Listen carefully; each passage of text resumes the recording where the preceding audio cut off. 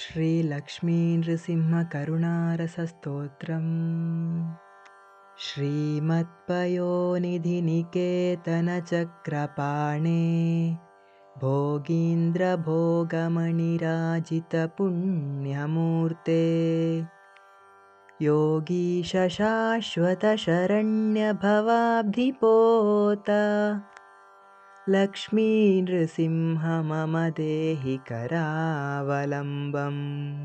ब्रह्मेन्द्ररुद्रमरुदर्ककिरीटकोटि सङ्घट्टिताङ्घ्रिकमलामलकान्तिकान्ता लक्ष्मीलसत्कुचसरोरुहराजहंसा लक्ष्मीनृसिंह मम देहि करावलम्बम्।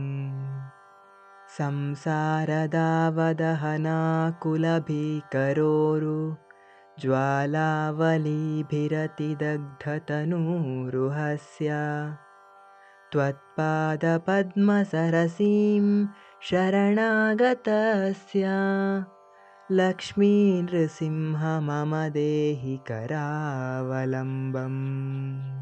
संसारजालपतितस्य जगन्निवास सर्वेन्द्रियार्थबडिशाग्रझषोपमस्य प्रोत्कम्पितप्रचुरतालुकमस्तकस्य लक्ष्मीनृसिंह मम देहि करावलम्बम्। संसारकूपमतिघोरमगाधमूलम् सम्प्राप्य दुःखशतसर्पसमाकुलस्य दीनस्य देवकृपया पदमागतस्य लक्ष्मीनृसिंह मम देहि करावलम्बम्। संसारभीकरकरीन्द्रकराभिघात निष्पीड्यमानवपुषः सकलार्तिनाश प्राणप्रयाणभवभीतिसमाकुलस्य लक्ष्मीनृसिंह मम देहि करावलम्बम्।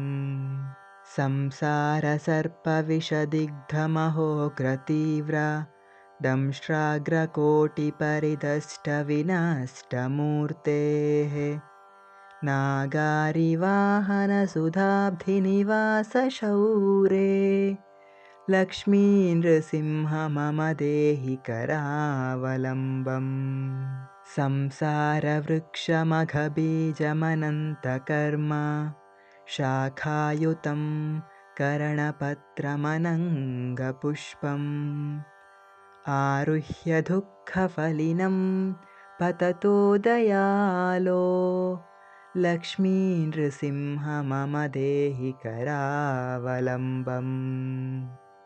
संसारसागरविशालकरालकाल नक्रग्रहग्रसितनिग्रहविग्रहस्य व्यग्रस्य रागनिचयोर्मिनिपीडितस्य लक्ष्मीनृसिंह मम देहि करावलम्बम्। संसारसागरनिमज्जनमुह्यमानं दीनं विलोकय विभो करुणानिधे माम्। प्रह्लादखेदपरिहारकृतावतारा लक्ष्मीनृसिंह मम देहि करावलम्बम्। संसारघोरगहने चरतो मुरारे मारोग्रभीकरमृगप्रचुरार्दितस्य आर्तस्य मत्सरनिदाघसुदुःखितस्य लक्ष्मीनृसिंह मम देहि करावलम्बम्। बद्ध्वा गलेयमभटा बहुतर्जयन्तः कर्षन्ति यत्र भवपाशशतैरुतं माम्।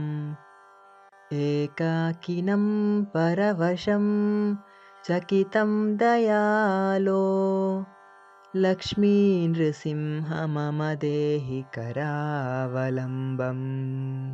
लक्ष्मीपते कमलनाभसुरेश विष्णो यज्ञेश यज्ञमधुसूदन विश्वरूपा ब्रह्मण्यकेशव जनार्दन वासुदेवा लक्ष्मी नृसिंह मम देहि करावलम्बम् एकेन चक्रमपरेण करेण शङ्खम् अन्येन सिन्धुतनयामवलम्ब्य तिष्ठन् वामेतरेण वरदाभयपद्मचिह्नम् लक्ष्मी नृसिंह मम देहि करावलम्बम् अन्धस्य मे हृतविवेकमहाधनस्य चोरैर्महाबलिभिरिन्द्रियनामधेयैः मोहान्धकारकुहरे